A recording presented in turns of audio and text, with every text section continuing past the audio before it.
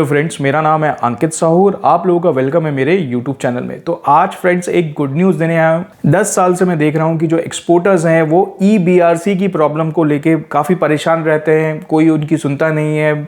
EBRC generate करने के लिए रेगुलाइजेशन नहीं होते, शिपिंग बिल्स की वैल्यू कभी एक्सपोर्ट इनवॉइस से मैच नहीं करती, बैंक्स में जाते हैं तो बैंक में कोई उनको कुछ बताता नहीं है। तो यहाँ पे बहुत सारी प्रॉब्लम चलती है और उनका EBRC जो है वो प्रोसेस नहीं हो पाता छोटी छोटी मिस्टेक की वजह से, और वहाँ पे उनके पास नोटिस आते हैं बैंक से, RBI से। तो ऐसी बड़ी सारी प्रॉब्लम चल रही थी। तो ये प्रॉब्लम इतनी ज़्यादा थी कि मेरे पास, आप मानेंगे नहीं, जितने भी कमेंट्स आते हैं यूट्यूब पे, ईमेल्स, इनमें जहाँ तक ये EBRC की प्रॉब्लम रहती थी। इस वजह से काफ़ी एक्सपोर्टर्स जो हैं, जो बल्क एक्सपोर्ट करते हैं और जो ई-कॉमर्स एक्सपोर्ट करते हैं, वो लोग अपना एक्सपोर्ट बिजनेस ही बंद कर देते हैं, क्योंकि उनको ये कंप्लाइंस समझ नहीं आता और वो करने में उनको प्रॉब्लम होती है।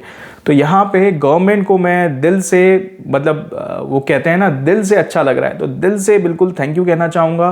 तो गवर्नमेंट यहाँ पे सेल्फ सर्टिफिकेशन लाई है by exporter for EBRC generation. तो यहाँ पे पूरा कंसेप्ट है। इस वीडियो को पूरे डिटेल में देखिएगा। DGFT का जो सर्कुलर आया है वो भी मैं इस वीडियो में आगे दिखाऊंगा, पूरे डिटेल में आपको दिखाऊंगा और यहाँ डिस्क्रिप्शन में भी डाल दूंगा ताकि आप उसको एक्सेस कर पाएं। और ये इंप्लीमेंट जो स्टार्टिंग डेट है वो 15 नवंबर 2023 है, तो बिल्कुल स्टार्ट ही हो गया ऑलमोस्ट। और यहाँ पे बैंक्स को भी कट ऑफ दिया गया है कि बैंक्स इस न्यू प्रोसेस को, अपने सिस्टम्स को अपग्रेड करें और सारे जो डिटेल्स हैं वो कैसे DGFT की वेबसाइट में जाएंगे, तो उसका भी यहाँ पे डेडलाइन दिया है 31 जनवरी 2024।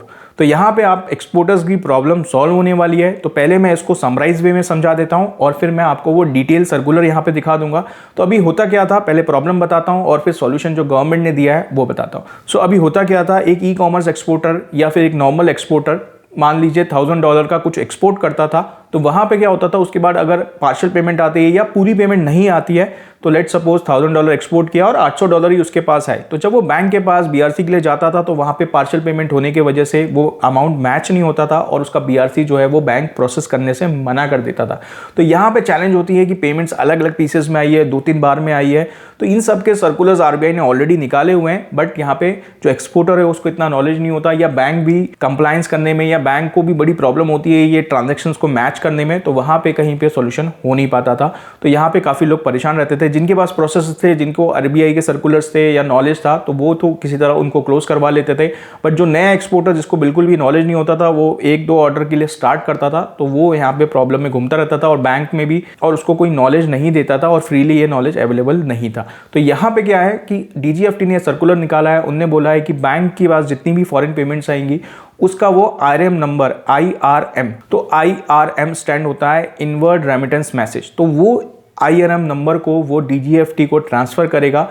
और जो एक्सपोर्टर्स हैं वो DGFT की साइट पे जाके उनके IC के साथ उनका पैन जो है वो लिंक रहता है, तो वहां पे लॉगिन करके वो देख पाएंगे कि उनका जो इंपोर्टर एक्सपोर्टर कोड होता है उसके अगेंस्ट कितने IRM जनरेट हुए हैं और उसके अगेंस्ट वो शिपिंग बिल को क्लोज कर पाएंगे। तो ये सेल्फ सर्टिफिकेशन होगा जो एक्सपोर्टर करेगा, क्योंकि अभी बैंक्स भी नहीं कर पाते थे, बैंक के पास इतना मैन पावर भी नहीं था कि वो छोटे छोटे या बड़े सारे ट्रांजेक्शन्स को मैच करें और उसको क्लोज करें। तो यहाँ पे सेल्फ सर्टिफिकेशन होगा और ये सेल्फ सर्टिफिकेशन करने के बाद वो डिटेल्स बैंक के पास जाएंगे, तो बैंक वहाँ पे फ्लैग भी रेस कर सकता है जहां पे उनको डाउट लगता है कि कुछ प्रॉब्लम है या कुछ इश्यूज हैं या कुछ चीजें मैच नहीं हो रही है, तो उसको रेड फ्लैग कर सकते हैं उन ट्रांजैक्शंस को। तो यहाँ पे जो एक्सपोर्टर है वो सेल्फ सर्टिफिकेशन कर पाएगा।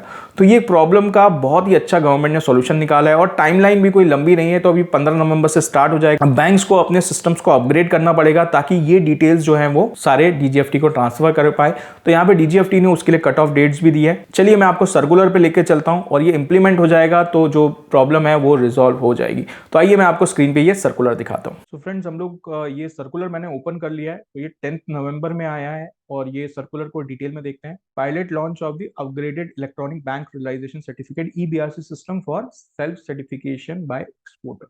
तो यहाँ पे जो मैंने अभी आपको समरी बताई, एग्जैक्टली यही चीज मेंशन है। आप इसको डिटेल में स्टडी कर सकते हैं और ये मैं डिस्क्रिप्शन में लिंक भी डाल दूंगा। आप वहां पे जाके ये पूरा सर्कुलर जो है उसको रीड आउट कर सकते हैं। और इसमें जो स्टार्टिंग टाइमलाइन है वो देखिए यहाँ पे लिखा हुआ है, 15 नवंबर से ये पायलट प्रोजेक्ट स्टार्ट हो जाएगा।